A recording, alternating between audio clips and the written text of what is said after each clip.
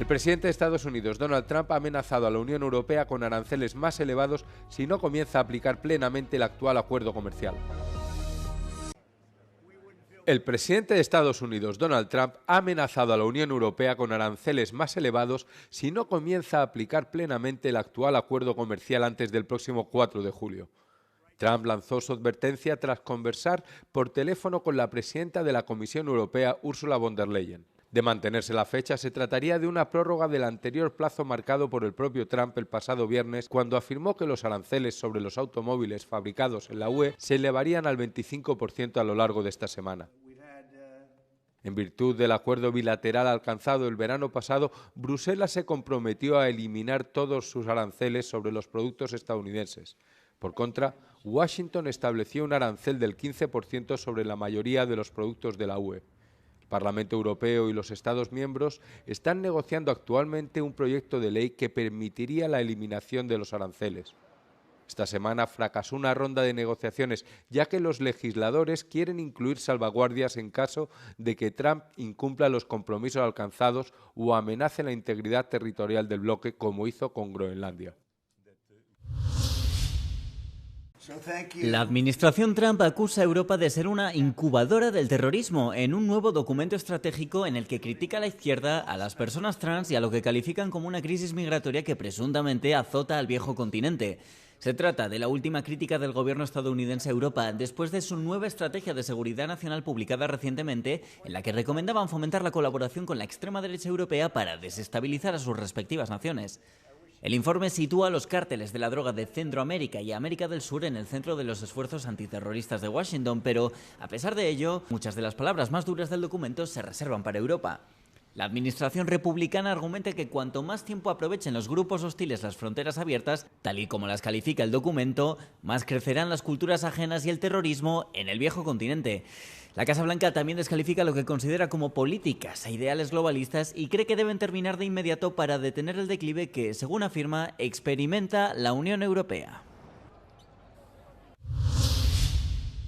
Estados Unidos e Irán intercambiaron disparos este jueves en el desafío más grave hasta la fecha de su alto el fuego de un mes de duración, pero Irán afirmó que la situación había vuelto a la normalidad. Las hostilidades se reanudaron mientras Washington esperaba la respuesta de Irán a una propuesta estadounidense para poner fin a los combates. Yeah, it is. They trifled with us today. We blew them away. They trifled. I call that a trifle. No, the talks are going very well, but they have to understand, if it doesn't get signed, they're going to have a lot of pain. They're going to have a lot of pain. El ejército iraní afirmó que Estados Unidos atacó 2 barcos que entraban en el estrecho de Hormuz y llevó a cabo ataques en territorio iraní. Antes de los últimos ataques, Estados Unidos había planteado una propuesta que pondría fin formalmente al conflicto, pero no abordaba las principales exigencias estadounidenses de que Irán suspendiera su programa nuclear y reabriera el estrecho. El Papa León XIV celebra este viernes su primer aniversario con una visita a las ciudades suditalianas de Pompeya y Nápoles, donde ha reclamado nuevamente poner fin a los conflictos mundiales. Hace exactamente un año que Robert Francis Prevost, el primer papa estadounidense, obtuvo fumata blanca y salió del cónclave como el sucesor de San Pedro. Conocido como un hombre de equilibrio, León buscó una pax leonina que fusionase el tradicionalismo de Benedicto XVI con la política social del Papa Francisco. Durante sus primeros 12 meses, el nativo de Chicago ha reabierto el Palacio Apostólico y permitido el retorno a una liturgia más tradicional. Sin embargo, su mandato ha estado condicionado por su enfrentamiento con Donald Trump, enfadado porque el pontífice exige reducir las tensiones en Oriente Medio provocadas por Estados Unidos e Israel. Prevost ha sido testigo este año de cómo este último estado ha bombardeado la única iglesia en Gaza, boicoteado al patriarca latino de Jerusalén en plena Semana Santa, atacado el barrio católico de Beirut y, en la última semana, como una feligresa ha sido lanzada al suelo en pleno Jerusalén. A pesar de una reunión este jueves con el secretario de Estado de Estados Unidos, Marco Rubio, Prevost ha concluido su mensaje advirtiendo de que, aunque muchos se autodenominan cristianos, sus acciones a menudo ofenden a Dios.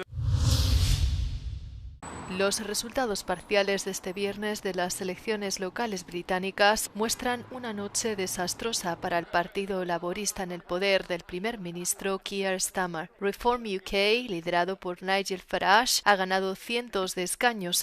We have lost brilliant Labour representatives across the country, and that hurts. and it should hurt. And I take responsibility. Farage describió los resultados como un cambio histórico en la política británica, mientras la popularidad de Starmer sigue cayendo en picado menos de 2 años después de asumir el poder. La imagen del primer ministro se ha visto dañada con los giros de 180 grados en sus políticas, las repercusiones económicas de la guerra con Irán y el controvertido nombramiento de Peter Mandelson como embajador en Estados Unidos. Mientras que el viceprimer ministro David Lammy advirtió contra cambiar de piloto durante el vuelo, los inquietos diputados laboristas ya están pidiendo un nuevo liderazgo. A medida que continúa el recuento en Londres, Escocia y Gales, aumenta la presión sobre Starmer para que fije un calendario para su salida. Rumen Radev y su gabinete de ministros fueron confirmados en sus cargos por el Parlamento el viernes. El nuevo gobierno tomó posesión en la capital, Sofía, después de que Radev recibiera el día anterior el mandato presidencial para gobernar, consolidando así la aplastante victoria electoral del mes pasado. Radev, quien dimitió a principios de este año como presidente de Bulgaria para participar en las elecciones, consiguió la primera mayoría parlamentaria absoluta desde 1997, poniendo fin a años de inestabilidad política. La empobrecida nación balcánica ha vivido 8 elecciones en los últimos 5 años, mientras los gobiernos siguen lidiando con la corrupción generalizada. El nuevo primer ministro, un acérrimo crítico de la Unión Europea, se presentó a las elecciones con la promesa de luchar contra la corrupción y erradicar lo que describió como un modelo oligárquico. También ha expresado su interés en reanudar el diálogo con Rusia, que ha sido marginada en gran medida por los países europeos en medio de su guerra en Ucrania. Radev se enfrenta a serios retos, entre ellos la elaboración del presupuesto para 2026, hacer frente al aumento de la inflación y reformar un sistema judicial paralizado. También debe emprender una serie de reformas para desbloquear más de 400 millones de euros en fondos de la Unión Europea.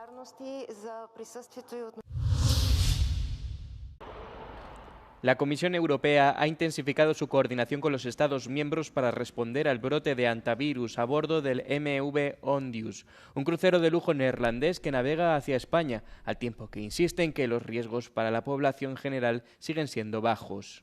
As the evidence stands, according to the current situation, there is no cause for concerns at the moment. I have to repeat that according to the evidence that we have at the moment, the risk for the public in Europe, the risk for the Europeans is low. Los esfuerzos de coordinación también incluyen al Centro Europeo para la Prevención y el Control de las Enfermedades, que ha enviado a un experto al barco, y a la Organización Mundial de la Salud. La Agencia Sanitaria Mundial ha afirmado que el brote de hantavirus no es el inicio de una nueva pandemia como la de la COVID-19. This is not the next COVID, but it is a serious infectious disease. You know, it's an infectious disease that if people get infected, and infections are uncommon, they can die. El hantavirus hace referencia a un grupo de virus transmitidos por roedores que se contagian a los seres humanos principalmente a través de la inhalación de partículas en el aire procedentes de excrementos secos de roedores. La OMS afirma que los contagios de hantavirus entre personas son poco habituales. Con la llegada del calor, Portugal se prepara una vez más para la temporada de incendios. Cada año, el fuego arrasa miles de hectáreas, lo que convierte al país en uno de los más afectados de Europa. En Viseu, más de 700 efectivos de emergencias procedentes de 6 países europeos participaron en un importante simulacro de protección civil. Equipos de Chipre, la República Checa, España, Francia, Polonia y Portugal pusieron a prueba su capacidad de respuesta ante un incendio forestal a gran escala que se propaga rápidamente. El ejercicio contó con recursos reales sobre el terreno, operaciones diurnas y nocturnas y escenarios simulados que incluían zonas boscosas y áreas residenciales sin ningún riesgo para la población. Además de la extinción de incendios, el simulacro incluyó cursos de formación de evacuaciones, apoyo a las comunidades afectadas y coordinación entre los recursos nacionales e internacionales. Financiados por la Unión Europea, estos ejercicios tienen como objetivo el reforzar la cooperación internacional y preparar a los Estados miembros para responder a catástrofes cada vez más frecuentes y complejas. La defensa europea está entrando en una fase de aceleración.